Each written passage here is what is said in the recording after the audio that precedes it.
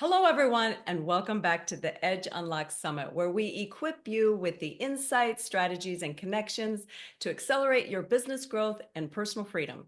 I'm thrilled today to reintroduce a returning guest, someone whose expertise in multifamily real estate has helped countless entrepreneurs build true, lasting wealth. Charles Dobens is not only an investor and a mentor, but also an attorney who has seen the ins and outs of every type of real estate deal. In our last summit, Charles gave us an incredible look into the power of multifamily investing. Now in 2025, the market has evolved, and I can't wait to hear his fresh insights on what's changed and how today's investors can pivot for a greater success. Charles, thank you for joining us again. Thank you for having me back, Deb. If I get asked back, it meant I did everything right the last time. That's right. I Yeah, enjoy our conversations. That's awesome. good. Well, Charles, it's been a little while since we last spoke. So now in 2025, it's already proving to be a unique market environment. What major shifts or trends are you seeing right now in the multifamily investing landscape that weren't as prominent last year? Well, I can tell you last year there was a huge discrepancy between the bid and the ask, meaning what the sellers were looking to sell their properties for and what the buyers were willing to pay. And obviously, interest rates had a lot to do with that. And also, you get this lag with the sellers. They remember the height of the market and they remember what their property is worth at the height of the market. And we're not at the height of the market anymore, and they still want that price. And it's just not going to happen. So there's a huge disparity there was a huge disparity. Now we're starting to see the sellers are getting more realistic. We're seeing the deals getting done. And really, the reason why we're seeing these deals getting done is the number one reason that we as investors operate, and that's for motivated sellers. A lot of these sellers are now they're up against the time, they're up against the clock, and they have to do something. So you're seeing more and more deals. My students are seeing more and more great deals because the sellers are becoming motivated and have to sell. And so we're seeing that these deals are now starting to pencil out like they didn't in the last couple of years. And that's actually great news for our market and for our students. Awesome. That's Yeah. that's good to know. Can I Well, just tell you something, Deb? I'm sitting here looking at the two of us on the screen, and we have a split screen, but it looks as though that our color scheme is very similar. So I'm sitting there looking at my backdrop, and I see this lamp in my backdrop. I'm like, I didn't know I had a lamp in my behind me. that's funny. Yeah, I was like, wait a minute. No, oh, that's not my lamp. I see. Yeah, Yeah, that's awesome. yeah. Well, you've often talked about the importance of seizing opportunities in every market cycle. So, given the current state of interest rates and lending conditions, and how should investors adjust their financing acquisition strategies in 2025 to stay profitable? They shouldn't. They should have that same strategy regardless of what the market is. And, of course, we take into consideration things like, occupancy, vacancy, interest rates, all that type of thing. But the number one rule is always, well, first, my number one rule is always remain in control of the deal. But in this particular case, always make the offer that works for you. I don't care what the market's doing. The offer has to work for you. And one of my earliest mentors used one particular line that I have memorized, and I teach my students. If you can't hang your head in shame after making an offer, you've offered too much.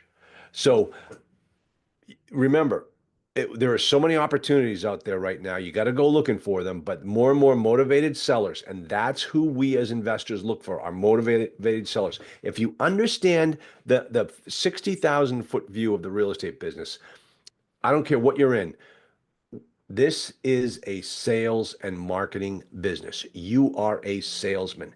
And as a salesman, what you do is you identify the problems of the customers and you find a solution for them. That's what every salesperson in every business does. And Mhm. so what we have to do, our customer is the motivated seller, is the seller. And it's our job to ask 10 questions before we even start putting pen to paper. Ask the seller 10 questions. Find out why he's selling, find out what his motivation is, and then listen to him as to what his problem is, and then create a solution that solves that problem.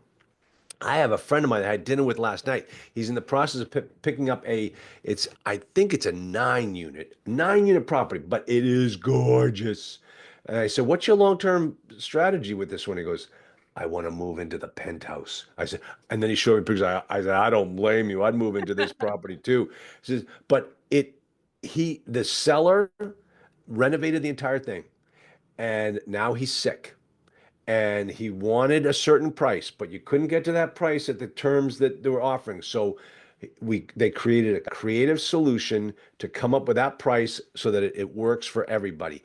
And the seller is the bank on this one. He is financing a hundred, well, he is, financing 80% of the deal, and my friend has to just bring in 20%. So it's when you get in there with the seller, you identify what his problem is, and then you create a solution, you get the order, you get the sale. And that's the way you always have to think about yourself in this business, Mhm. any business. Yeah, that is so crucial. I'm glad you brought that up. So have you ever worked with, you talk a lot about your investors and your students. So do you ever work with sellers and help them come up with a creative solution? Oh, well, yeah. I've actually got a situation with that going on right now where one of my students has a property that he's looking to sell, and the property has some problems. And so I'm working with him to figure out how he's going to get rid of this property. It was a deal where he partnered with somebody else. He was the silent partner. The other partner, like after 5 years, lost interest in real estate and the property declined. And so he can't sell it for the amount that it's owed on it. And so now he's going to come up with some other solution. So we've been working with him on that as a solution. Also trying to find some of my other students who might be interested in buying this property and seeing if we can come up with a creative solution in that Sure. way. Yeah. So yeah, listen, it works both ways. Yeah. Every seller has a problem. You just need to figure it out. And sometimes it's not big enough to worry about. So, but they do like, hey, I just want to move on. Yeah. Okay. Are So you willing? you had talked about every seller has a problem. Do you think that there's also a buyer for every seller? Yeah, if the price is right. Yeah. Yeah, I mean, at any price, all real estate's for sale. Yeah. So, and that's, I've often thought about that. When you're driving around your neighborhood and you see that ugly house and you see like a for sale sign, you're like, whoa, who the Yeah. hell would buy that? Oh, Yeah. somebody always does. Yeah. Somebody always does if the price is right. Yeah. Yep, I like that. Well, yep. I recall you've always emphasized viewing multifamily investing as a true business venture, Mhm. complete with systems and processes. Has anything in your multifamily OS approach changed in 2025, especially regarding to due diligence and deal structuring? One of the things that's changed, we've really got back to smaller deals. Smaller deals are penciling out more than the larger ones. And I think, these people want to get into multifamily, so they want to run out and buy a 150 unit complex as their first deal. Yeah. All right, you know what? You can do it. And I've helped my students do it. I had one, it just popped in my head, a $26 million deal one of my students did, and that was their first deal. And you can do it. That's all well and good, but it's not, it really ties back into what is it that your ultimate objective is? Do you want to own your own business with partners? Do you want to own your own business by yourself? And what I'm finding is in the book that I wrote, how to own 1,000 apartments in 5 years, you start out small. You start out with 20 units in your first year. You don't have to do more than that. And in 5 years, you can own 1,000 apartments. So it's really, you don't have to go big. That whole thing about go big or go home. Hmm. If that's what your motto is, go home. Just go Yeah. home. And like figure out what it is you want to do. The guy that I had dinner with last night, he's heads up the mortgage underwriting for Marcus and Millichap here in New England. And he was talking to a client, and the guy was having trouble hearing him because the guy was on the roof fixing the roof tiles. Mhm. And my buddy said, "This guy is worth $180 million with $100 million of debt. This guy's got a net worth of $90 million, $180 million. And he's up there changing the roof tiles. Now, I don't recommend that, but that just shows you the mindset of these people who have made millions in multifamily. They just started out little by little and they just grew. Don't think you have to do everything overnight. You can definitely take it, in time. Usually if you follow my book and you follow the time frame, it's usually about in 3 years you can quit your job and start doing this full time. So, yeah, Awesome. I yeah, like that. yeah. Small is the new big. Yeah, I agree. Yeah. And 72 is the new Is the new 60. age. Yeah, exactly. Well, tech solutions for property management and deal analysis evolve rapidly. Are there any new tools, software, or resources that you found game changing over the past year for multifamily investors? Yes. I've got this new program and I've been working with it for a while and it just keeps getting better and better. And the guy who wrote it, his last name is Kuhlman, Kuhlmann. Cool, and I think that's the coolest name. Cool man, cool Yeah. man. And the name of the program is Analyst Pro, RE Analyst Pro. And let me tell you something. I was using a Excel-based program for years, and it was good, and I knew how to manipulate it, and I knew what could be manipulated and what you couldn't touch. And my students would send me over their analysis, and I could go right in 2 seconds, figure out what they did wrong and fix it for them. But it was not growing. It was not offering, growing with all the new things out there. Then I got this Analyst Pro platform. And while everyone else is playing checkers, this program is playing three-dimensional chess. Wow. It will create a offering memorandum website for you. It creates a property package that's beautiful. It will bring into the equation like market analysis, such as it uses a third-party vendor to look at the police action in where your property is located. It does everything, and it's easy to use, and it's really a slick. This program is the program of the future. And I highly recommend that one. It's been fantastic. It's, obviously, whatever you're using now, it's always a tough transition to something new. Mhm. This one is worth the trip. So definitely and the fact that you can hit a button and it will create a website for your deal that you can Wow. just turn around and send the link off to your database of names. I like that. Oh my gosh, it's unbelievable. So yeah, definitely check out Analyst Pro. Mark or David Kuhlman. I can't remember, and I'm embarrassed because I had the guy on, we did a quarterly training session for all my clients, and Mhm. he came on for about 2 to 3 hours, and that's how long it took for him to go through every single facet of this Wow. program. It's good stuff, very good stuff. So I'll have to get a hold of that. So yeah. you can just Google it or, Yep. Analyst Pro. okay, And yeah, that's it. And I have it, saved on my toolbar. So sure. yeah, great stuff. Great Okay. stuff. Well, that's So good. Thank you. yeah. Well, with demographic shifts like baby boomers offloading properties and more millennials entering the investment space, how do you see these generational dynamics affecting supply, demand, and deal flow for multifamily in 2025?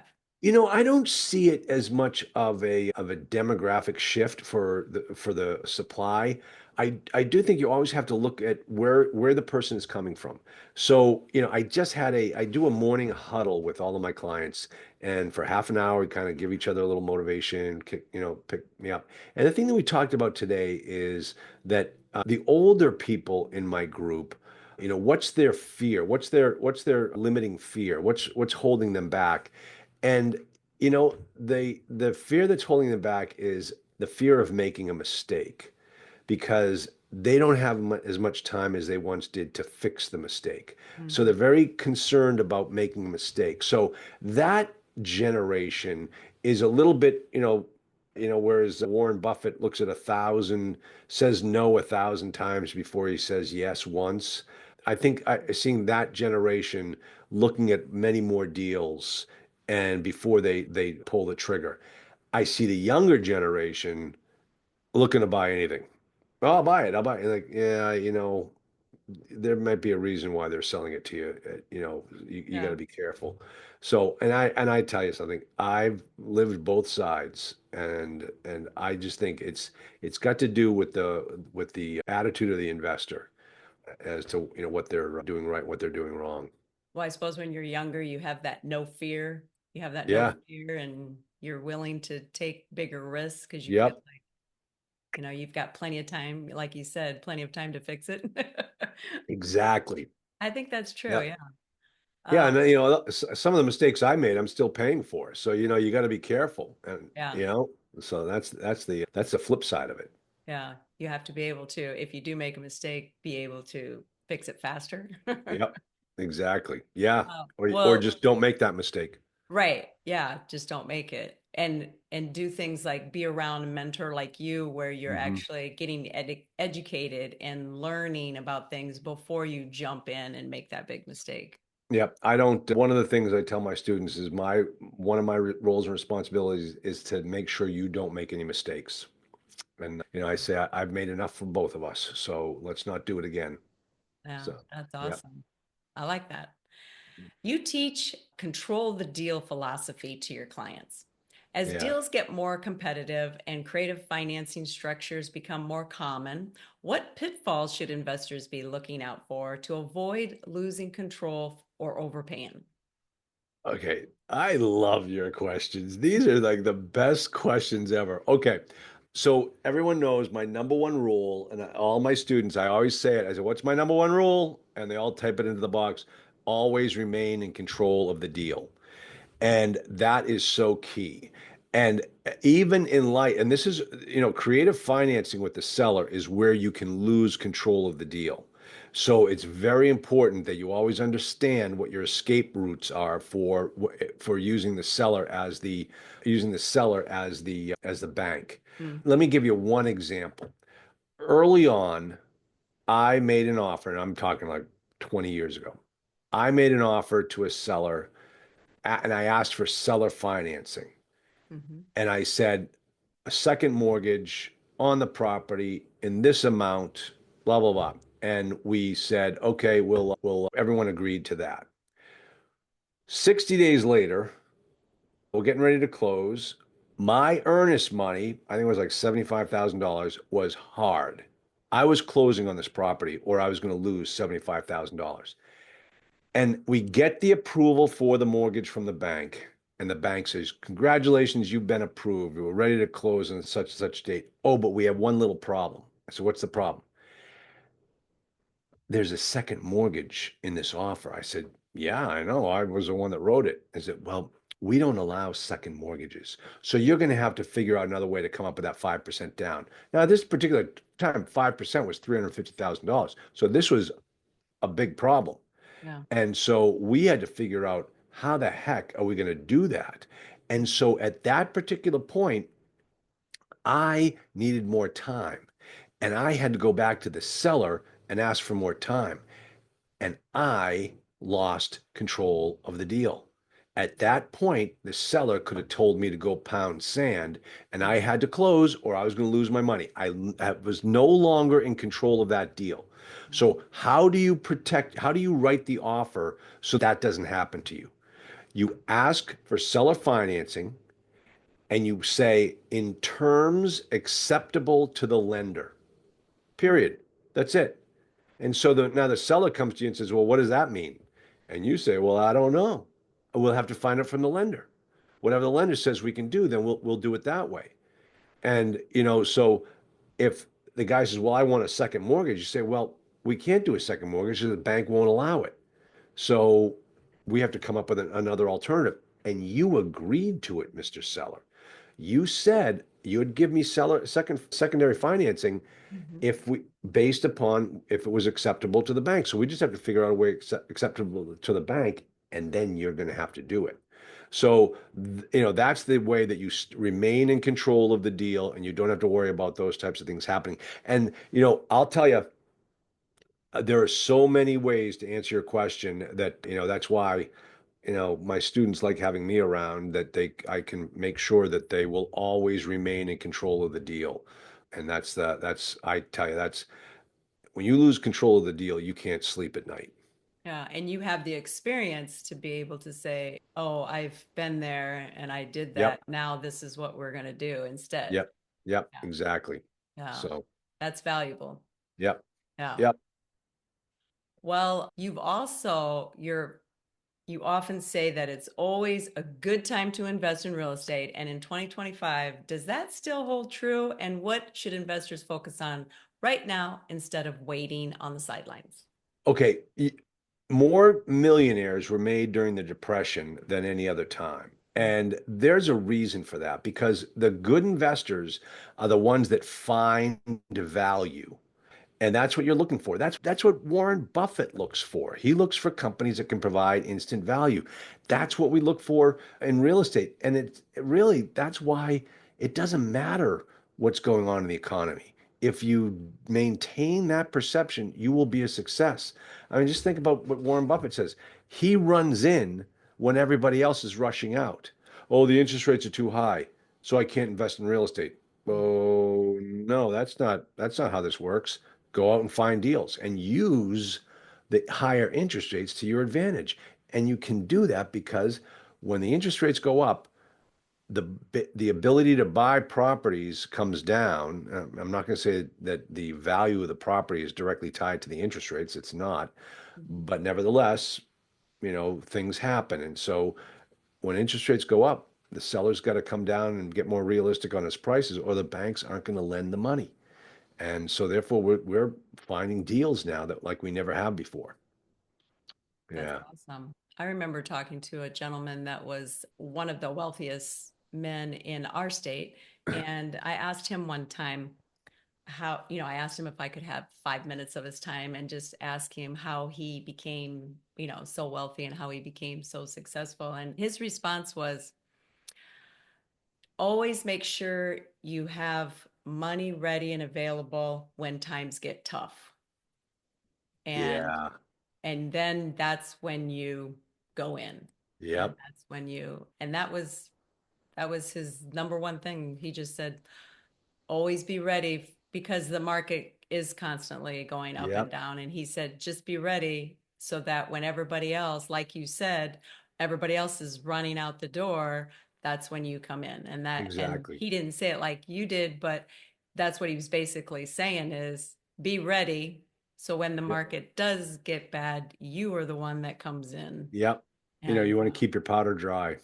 yeah, That's a term. And yeah, it's so true. I just saw it the last couple of deals that I went into. I was ready to go because I said, yeah, we're not there yet.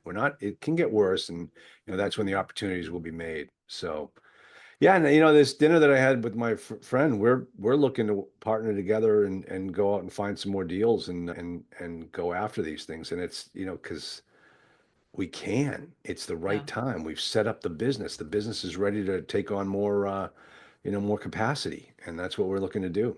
So, yeah. Well, for those new to multifamily or for seasoned investors aiming to scale, what's the single most important shift or action you believe they should take this year to capitalize on 2025's market condition? If this is new to you and you've never done it before and you got to sign up with my cohort program. It's something that I've developed over 20 years of teaching where nobody buys properties in a vacuum. They always have a team or the right people around, and that's what my cohort program is all about. We put 25 investors together into this group, and over the next 6 months, I teach them all aspects, and we get to know each other, and we work together, and we find deals. And sometimes the people go off and do the deals on their own. Sometimes they take other people from the cohort to help them put together the deal. The last cohort we put together, about 20, I think it was about almost 30% of the group was in a deal within the first 6 months. So that type of success rate is very, very unique among these mentorship groups. Mhm. And the reason is because this one is when you come in, we're there for one purpose, and that's to buy property. And if it takes one person, then let them do it on their own. If we want to put together a group from that 25, then we can do that as well. So it's a great program. I am so excited about it. And I'm involved personally in all of those groups. So you get direct access to me through those programs. So how do they get a hold of you and how do they reach out and to learn more about this group and to join? Go to my website, multifamilyos.com, and it gives you that little, thing where you sign up. I'll ask you a bunch of questions, and then somebody from my staff will be in touch with you, and then we'll get you in. I'm winding down this first cohort that we got going on right now. I'm starting up a new one in June, so get on board and sign on up. Awesome. Well, Yeah. thank you. That'll be great. I also like to ask all of the guests that I have on, what is your why? What is your big why for doing this? Oh, I just love helping people. It goes back to, I tell the story about when right out of college, I was working for New York Life, and my manager, who's still a good friend of mine to this day, he was a young guy, very successful insurance agent when he was in the field. Then he went into management to help guys like me become successful agents. And I remember 22 years old, and I asked the guy, why would you get out of the field and go into management? Why wouldn't you just want to stay, keep your freedom and do all that? He goes, Charlie, because I really enjoy seeing you succeed. And I thought to myself, that was the stupidest thing anybody could have ever said to me. That how, and here I'm 22, I'm just thinking about the weekend. And this guy's thinking about, what makes him feel good about his role in all of this. Fast forward to 30 years later, 40 years later, and here I am today, and I finally understand what Tim Miller, my manager, meant because I thoroughly enjoy seeing my students succeed. I've got, students with over 8,000 apartment units that started with me with none. And it's really just great to see that. That's part of my legacy is to build up these millionaires. And that means a lot to me. I like that. Thank you. Yeah. Thank you. I Well, still, Charles, go ahead. Deb, I still haven't gotten over the lamp. I still think the lamp is my lamp, and when you disappear, I'm going to lose my lamp. Yeah. Well, I'm glad I could share my lamp with you. Yeah, exactly. Yeah, exactly. Well, there, yeah. So That's funny. Well, Charles, thank you so much for bringing your fresh perspectives to the Edge Unlock Summit. It's always enlightening to see how you blend legal savvy, hands-on experience, and mentor's heart into practical, profitable guidance. To our audience, if you're looking to elevate your investing game in 2025, be sure to take advantage of Charles' expertise and explore the resources he has available. mhm. Trust me, they are invaluable. So make sure that you get a hold of him and reach out to him on his program. Charles, it's been a pleasure having you back. We appreciate your time and look forward to seeing how your insights help our community of entrepreneurs and investors unlock new levels of success in the year ahead. Thank you so much, Charles. Thanks, Deb. It's always a pleasure to meet with you. Always good to see you. Thank you.